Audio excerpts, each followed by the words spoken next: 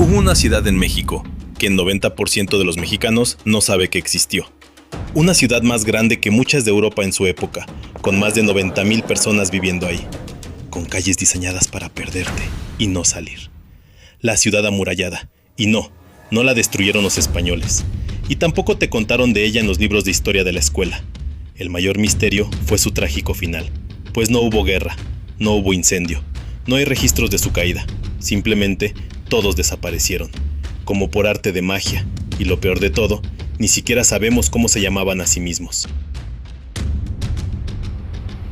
Esta ciudad tenía el control de uno de los recursos más valiosos del mundo antiguo, un material más importante que el oro. Con eso, ahogaron económicamente a una de las ciudades más poderosas de Mesoamérica, y hay investigadores que dicen que pudieron haber provocado su caída. Una ciudad olvidada, que pudo haber destruido a otra de las más grandes de la historia. Pero para entender bien su historia y cómo pasó todo esto, tenemos que regresar al inicio de todo, a un lugar donde nadie en su sano juicio construiría nada. En el norte de Puebla hay un lugar cubierto de roca volcánica, negra, dura, estéril, un terreno donde casi nada crece, un lugar que parece muerto, y justo ahí, alguien decidió construir una ciudad. No un pueblo, no un refugio, una ciudad completa, con calles, con barrios, con templos, con zonas controladas. Más de 500 caminos de piedra, miles de casas, y una acrópolis desde donde controlaban todo.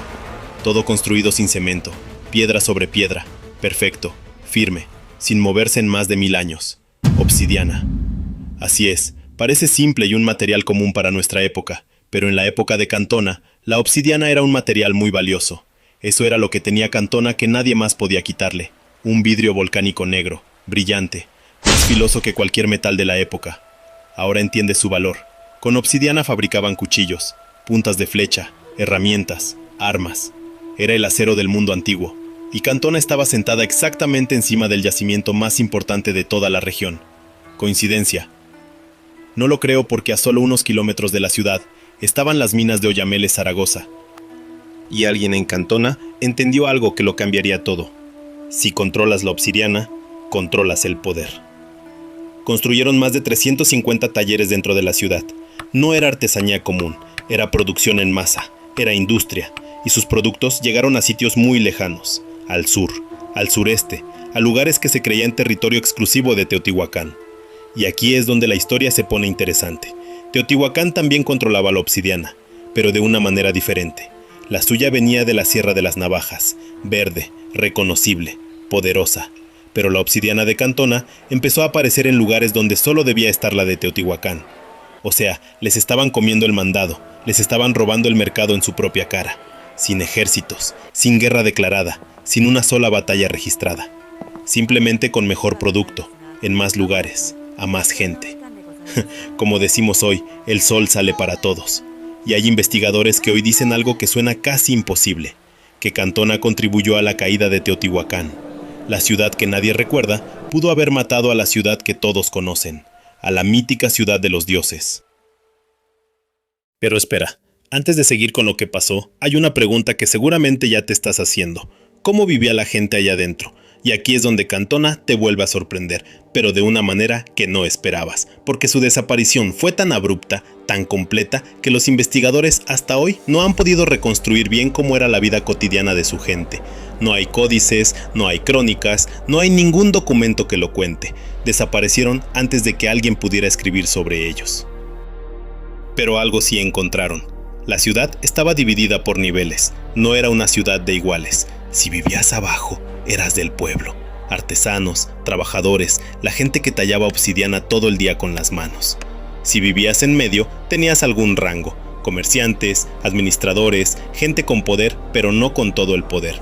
Y si vivías arriba, en la Acrópolis, eras intocable. Sacerdotes, gobernantes, los que decidían quién comía y quién no. Porque sí, en Cantona también había hambre, también había jerarquía, también había gente que lo tenía todo y gente que no tenía nada, como en cualquier ciudad del mundo, antes y ahora. Lo que sí pudieron rescatar los arqueólogos fueron algunos restos de comida dentro del palacio, guajolote, venado, los mismos animales que hoy siguen siendo parte de la cocina mexicana. Y también encontraron algo más, pulqueros ceremoniales. El pulque no era solo una bebida, era parte de los rituales, era parte de la conexión con los dioses, era sagrado, y en Cantona lo tomaban en recipientes especiales, reservados para las ceremonias más importantes. Eso es todo lo que quedó de su vida cotidiana: unos huesos de venado, unos vasijos de barro y piedras, muchísimas piedras. Una ciudad de 90,000 personas, que dejó casi nada para contarnos quiénes eran por dentro, y eso dice más de su misterio que cualquier dato que pudiéramos darte. Pero Cantona no era solo comercio. Adentro de esas murallas pasaban cosas que todavía hoy hacen que los arqueólogos se detengan y se pregunten qué clase de ciudad era esta exactamente. Pero para entender a Cantona hay que entender una cosa. Esta ciudad no era solo una máquina de hacer dinero, era también el centro religioso y ceremonial más importante de su región, y hay un número que lo demuestra mejor que cualquier otra cosa. 27 canchas de juego de pelota, en una sola ciudad. ¡Wow!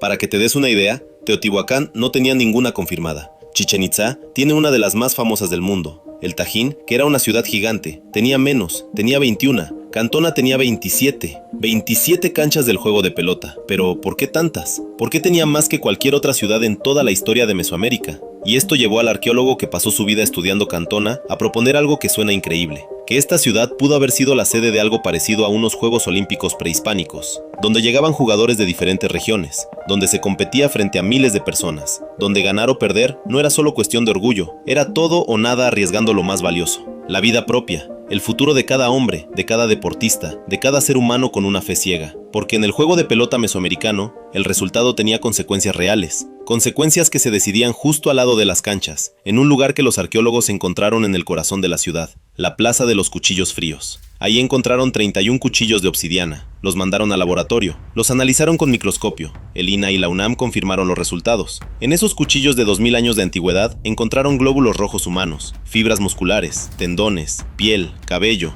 mineralizados, conservados, reales. Prueba irrefutable de que ahí, en ese lugar, se realizaban sacrificios humanos. Los ganadores del juego de pelota tenían el privilegio de ver la luz del sol un día más. Ahora, antes de que alguien llegue a los comentarios a decir que éramos caníbales o bestias sin sentido, hay algo que tienes que entender. Para las culturas mesoamericanas, el sacrificio no era violencia gratuita, no era morbo, no lo hacían por diversión o por ignorancia. Para ellos, era el acto más sagrado que existía. Era la forma en que los humanos le devolvían a los dioses lo que los dioses les habían dado. Eran las creencias de su época, así como nosotros tenemos nuestras creencias ahora. Era una deuda, una obligación, una ofrenda. No era crueldad, era fe, honor y fe absoluta, llevada al extremo más absoluto. Aunque claro, hay quienes dicen que detrás de toda esa fe había algo más. Que el sacrificio también era una herramienta de poder, una forma de control, una manera de mantener a la gente en orden mediante el miedo. Como los gobernantes de nuestra época. ¿Era un acto sagrado genuino o era poder disfrazado de religión? Esa opinión te lo dejo a ti. Cantona estaba en su mejor momento: 90,000 personas, 27 canchas, cientos de talleres funcionando, rutas comerciales hasta el Golfo de México. Era intocable, o eso parecía. Porque hay algo que los arqueólogos notaron cuando estudiaron las canchas de juego de pelota, algo que al principio no parecía importante, pero que cuando lo ves completo, te cuenta toda la historia. Las canchas no cerraron todas de un día para otro, fueron cerrando de una en una. Primero dejaron de usar algunas de las más antiguas, luego otras, luego más. Como si la ciudad fuera perdiendo energía lentamente, como si algo dentro de Cantona se estuviera apagando, sin que nadie pudiera detenerlo. Para el año 900 después de Cristo, solo quedaban 5 canchas activas, de 27 a 5. Y unos 50 años después, el abandono fue total. ¿Por qué? Nadie lo sabe con certeza. Hay teorías, que llegaron invasiones del norte, que el clima cambió y la tierra dejó de producir lo suficiente, que las rutas comerciales se reorganizaron y Cantona quedó fuera del juego. Tal vez fue todo eso junto, pero lo que sí sabemos es esto: cuando Cantona fue abandonada, lo fue para siempre. No hubo regreso, no hubo reocupación, no hubo quien contara la historia. Y aquí viene el detalle que a mí me parece el más perturbador de toda esta historia. Cuando los mexicas llegaron a la región, siglos después, Cantona ya era solo piedras, y nadie entre ellos sabía nada de ella. No había leyendas, no había mitos, no había ancianos que recordaran, como si 90,000 personas simplemente se hubieran evaporado. Y lo más inquietante de todo, hasta hoy, no sabemos cómo se llamaban a sí mismos. El nombre que conocemos, Cantona, no es el suyo, es el que le pusieron otros, siglos después, cuando ya no quedaba nadie para corregirlos. Una ciudad que controló rutas comerciales durante siglos, que construyó más de 500 calles, que desafió a Teotihuacán y posiblemente la venció, y que se fue sin dejar su nombre. Cantona existió durante más de 1000 años. 1000 años construyendo, 1000 años comerciando, 1000 años ganándole terreno a la ciudad más poderosa de su época. Y un día, simplemente se fue, sin despedirse, sin dejar su nombre, sin que nadie contara su historia. Y eso me hace pensar en algo, no en pirámides, no en obsidiana, no en canchas de juego de pelota, me hace pensar en la gente, en los 90,000 que se levantaban cada mañana en esas calles de piedra negra, los que tallaban, los que comerciaban, los que cargaban materiales bajo el sol del altiplano, los que amaban, los que perdían, los que enterraban a sus muertos y seguían adelante, gente real, que construyó algo extraordinario, en uno de los lugares más inhóspitos de México, y que el mundo olvidó. Por eso existe este canal, no para repetir lo que ya sabes, lo típico que te medio enseñan en la escuela, sino para rescatar lo que casi se pierde, para que Cantona, la ciudad que no tiene nombre propio, la ciudad que nadie recuerda, no desaparezca 2 veces. Oye, antes de que te vayas, ¿tú crees que Cantona contribuyó a la caída de Teotihuacán o crees que fue solo una coincidencia histórica? Dímelo en los comentarios, porque hay 2 versiones muy distintas de esta historia, y me interesa saber cuál es la tuya. Y si llegaste hasta aquí, ya sabes lo que sigue. Nos vemos en el siguiente viaje. Muchas gracias por acompañarme en esta fabulosa aventura sobre la historia de México. Hay muchas ciudades aún por descubrir, espero que les haya gustado. Sin más por el momento me despido, muchas gracias por el apoyo, los quiero mucho. Ya se la saben, besitos, besitos, chao, chao. Nos vemos, okwa arigato gozaimasu. I love you so much. Bye.